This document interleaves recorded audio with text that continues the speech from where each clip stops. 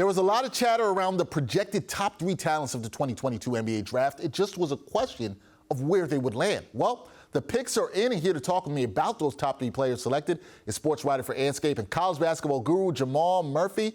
Jamal, what's up? How you doing, man? What's up, Dexter? Thanks for having me.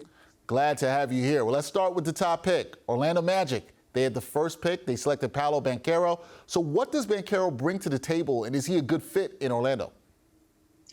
Yeah, Banchero is a good fit anywhere. He's a complete player, probably the most NBA-ready guy right now. He can do it all. He can score. He can shoot even from the perimeter. I know some people question his three-point shooting is around 30% or so, but when you look at his form, it looks great. Looks like he can improve on those percentages. Very smart player, high IQ. Like I said before, great body. So he fits.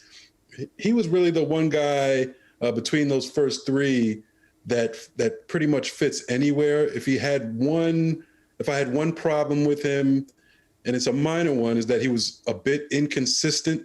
You kind of expected him to dominate every game, and he didn't quite do that.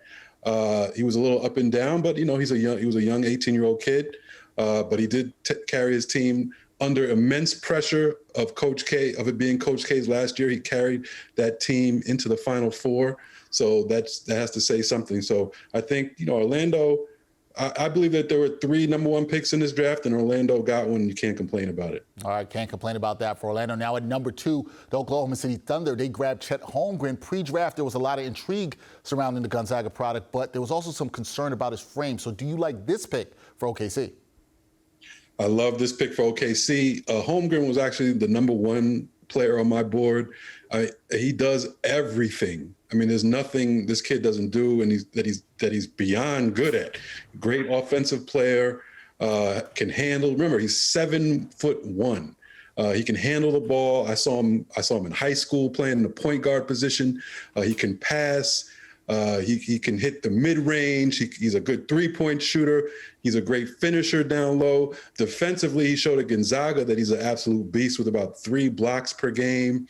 A shot alterer in every sense of the word at Gonzaga on defense. Only thing, like you said, is his frame, very, very skinny, and we've never really seen anything like that before. But the game is not as physical as it used to be.